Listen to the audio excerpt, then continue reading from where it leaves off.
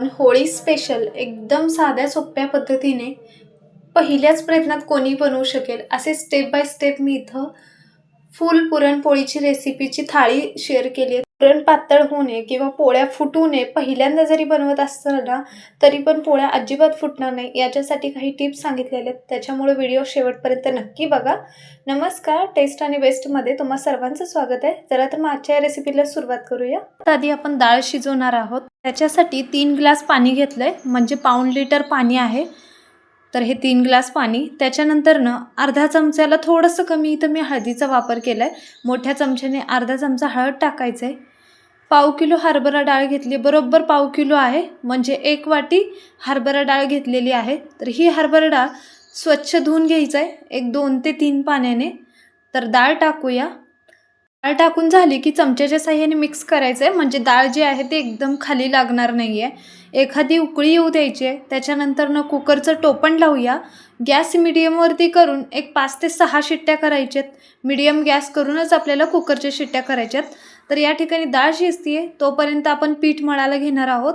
तर 1.5 कप गव्हाचं पीठ घेतलं आहे आणि 1 वाटी मैदा. तुम्हाला हवं असेल तर पूर्ण गव्हाचं पीठ घेतलं तरीही चालेल, पण मी इथं गव्हाचं पीठ आणि मैद्याचा वापर करते.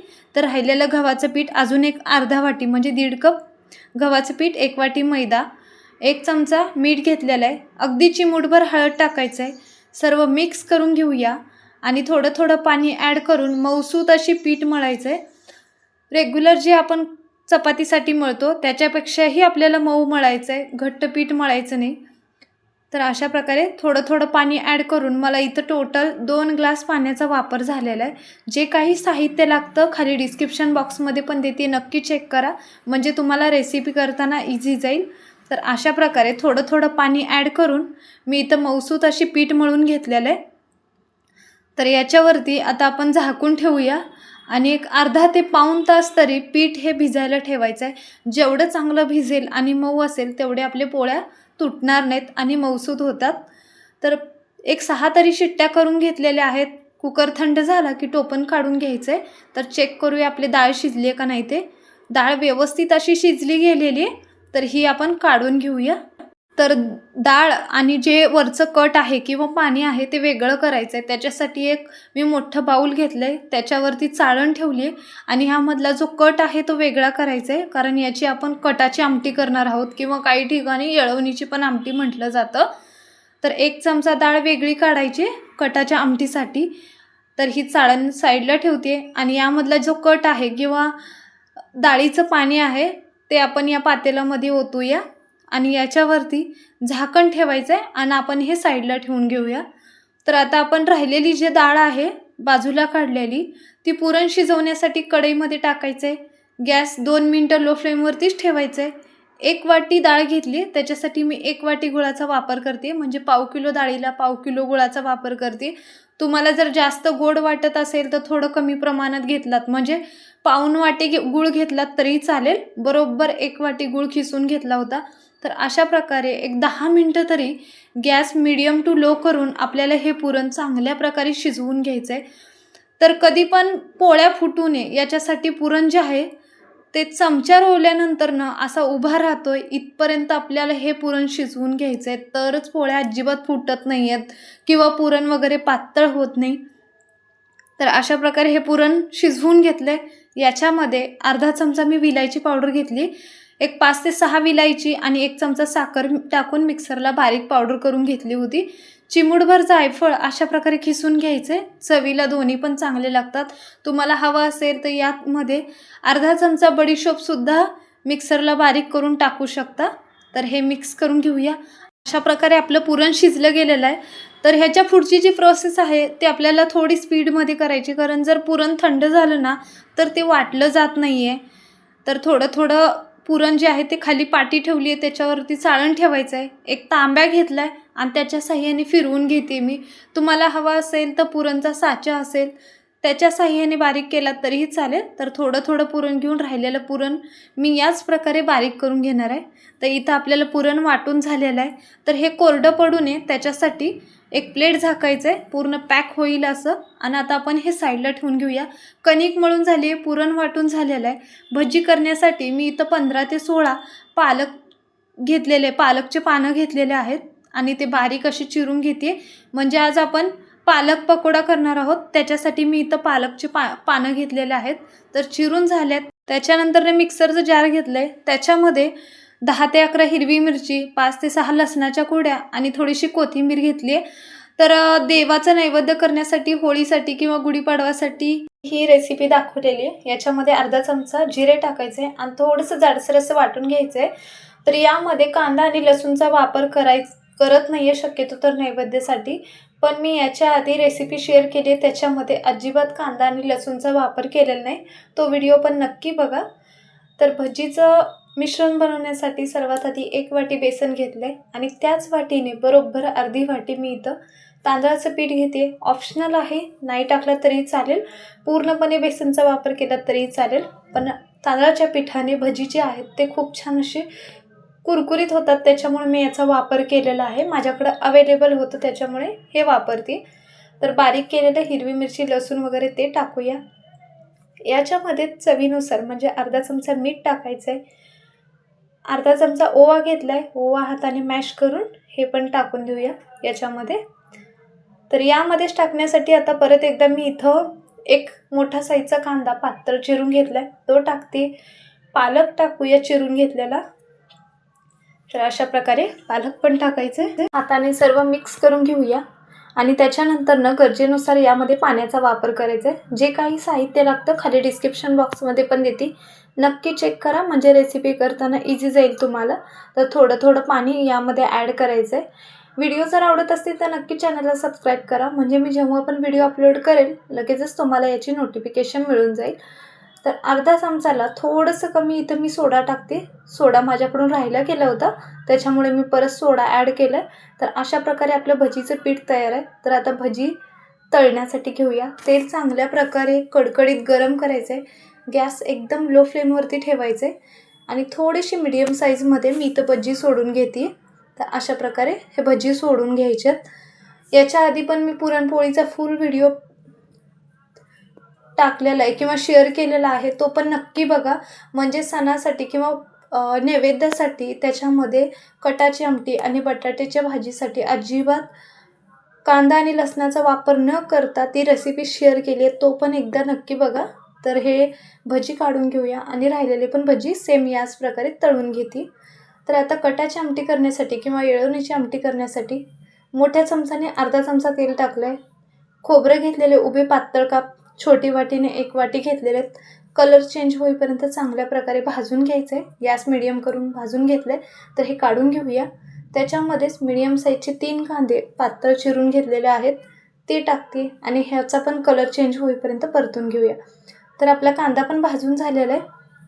याच्यामध्येच मीडियम साईजचे 2 टोमॅटो उभे पातळ चिरून घेतलेत, ते पण टाकते. 10 ते 12 लसणाच्या पाकळ्या टाकायच्यात आणि कलर चेंज होईपर्यंत आणि यामधला कच्चापणा जाईपर्यंत सर्व आपण मीडियम गॅस करून परतून घेणार आहोत.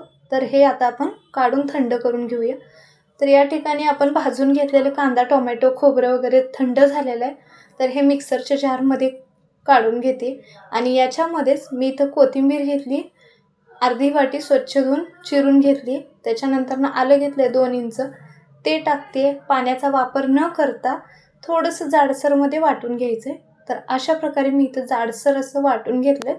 तर आता आपण याची फोडणी देणार आहोत. फोडणीसाठी कढई ठेवली, याच्यामध्ये टाकूया 3 मोठ्या चमच्याने तेल टाकते. तेल चांगलं गरम होऊ द्यायचं आहे. तेल गरम झालं की थोडीशी मोहरी टाकायची. मोहरी चांगली तडतडू द्यायची. त्याच्यामध्येच थोडेसे जिरे टाकायच्यात. जिरे आणि मोहरी तळी गेली की 10 ते 12 कढीपत्त्याच्या पानं टाकायच्यात. बारीक केलेला आपण मसाला टाकून घेऊया. अशा प्रकारे सर्व मसाला कढईमध्ये टाकल्यानंतर एखादा मिनिटभर परतून घ्यायचं आहे, म्हणजे याच्यामधला कच्चापणा जाईल.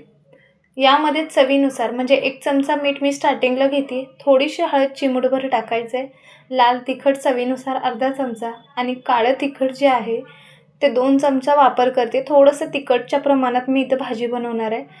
तर हा जो मसाला आहे ना, पूर्णपणे याचं तेल सुटेपर्यंत आपल्याला परतून घ्यायचे, तरच कटाला छान अशी तर्री येते. त्याच्यामुळे आपल्याला मसाला चांगला परतून घ्यायचा आहे आणि मग कटाच्या आमटीमधलं ते कट मी थोडंसं गरम करून घेतलं आहे आणि मग एक अर्धा ग्लास तरी यामध्ये ओतलेला आहे.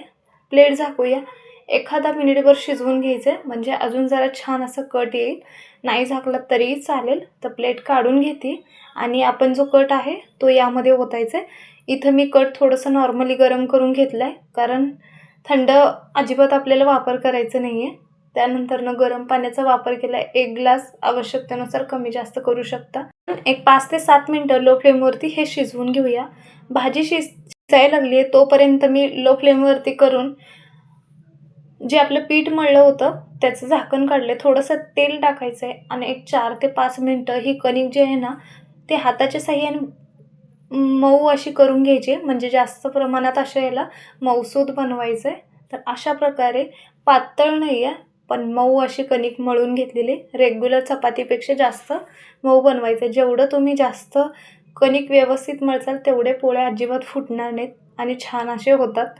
तर पिठामध्ये घोळायचे आणि ह्याची अशा प्रकारे लाटी करायची हाताच्या साहाय्याने. अशा प्रकारे केल्यानंतर जेवढा आपण कणकेचा उंडा घेतला आहे तेवढ्याच प्रमाणात मी इथं पुरण घेते. जेवढं बसेल तेवढं पुरण यामध्ये ॲड करायचं आहे, पण जास्त पण प्रमाणात घ्यायचं नाही. जेवढी कणिक तेवढंच मी पुरणचा वापर केला आहे. तर पुरण अशा प्रकारे दोन्ही अंगठ्याच्या साहाय्याने खालच्या साईडला दाबायचं आहे आणि कणकेचा भाग वरती करायचा आहे आणि गोल असं करून एक्स्ट्राचा जो भाग आहे ना तो आपल्याला काढून टाकायचा आहे कणकेचा. याचा वापर करायचा नाही. तर अशा प्रकारे हे कणिक काढून घेऊया आणि याची पोळी फुटू नये याच्यासाठी अशा प्रकारे चपटं करून घ्यायचं आहे, म्हणजे पोळी अजिबात फुटणार नाही आणि पुरण व्यवस्थित असं कडेपर्यंत पसरलं जाईल. तर मी इथे पोलपाट ठेवलं आहे. पोलपाटला एक नॅपकिन लावून घेतलेलं आहे, म्हणजे पोळी चिटकणार नाही. पिठामध्ये घोळायचं आहे आणि अगदी हलक्या हाताने ही पोळी जी आहे ती लाटून घ्यायची. जेवढं होईल तेवढं मी इथं पातळ लाटण्याचा प्रयत्न केला. शक्यतो तर आपल्याला कडा जास्त प्रमाणात लाटून घ्यायचं आहे. तर बघू शकता एकदम कडेपर्यंत आपलं पुरण जे आहे ते पसरलं गेलेलं आहे. तर अशा प्रकारे पोळी लाटून घेतली. तर आता हे भाजण्यासाठी घेऊया. तवा चांगल्या प्रकारे गरम केला आहे. थोडंसं तेल टाकलेलं आहे. पोळी टाकायचं आहे आणि गॅस मिडियमवरतीच करायचं आहे. मिडियम टू हाय करून आपल्याला पोळी भाजून घ्यायचं आहे. मी तेलाचा वापर करते, तुम्हाला हवा असेल तर तुपाचा वापर करू शकता. दुसऱ्या साईडने पण तेल लावून घेऊया. पोळी भाजताना कधीही लो फ्लेमवरती गॅस करू नका, ती वातड होते. मीडियम गॅस करूनच आपल्याला पोळी भाजायची. तर अशा प्रकारे दुसऱ्या साईडने पण परतून ही पण पोळी मी इथं भाजून घेते. बघू शकता थोडंसं सुद्धा पोळी फुटलेली नाही आणि छान अशी फुगलेली आहे. एकदम व्यवस्थित असं पुरण कडेपर्यंत पसरलं गेलेलं आहे. तर आता आपण ही काढून घेऊया. तर खरपूस अशी भाजून झालेली आहे. तर राहिलेले पण पोळ्या हे काढून घेते आणि सेम याच प्रकारे बाकीच्या पोळ्या आपण करून घेणार आहोत. जेवढं प्रमाण दाखवलं आहे त्याच्यामध्ये एक 9 ते 10 तरी पाव किलोमध्ये पोळ्या होतात या आकारामध्ये. तर अशा प्रकारे राहिलेल्या सर्व पोळ्या मी इथं करून घेते. व्हिडिओ कसा वाटला ते नक्की सांगा. व्हिडिओ जर आवडला तर नक्की लाईक, शेअर आणि सबस्क्राईब पण करा. तर अशा प्रकारे एकदम पिवळसर आणि मऊसूत असे आपले पुरणाच्या पोळ्या तयार आहेत. त्याच्यानंतरनं थोडेसे मी इथं भजी तळून घेतल्यात, बाकीचे साईडला ठेवले. कटाची आमटी तयार आहे. तर पुरणपोळी ठेवूया सर्वात आधी ताटामध्ये. त्याच्यानंतरनं भात मी ऑलरेडी केलेला होता तोच दाखवलेला आहे वाटीच्या साहाय्याने.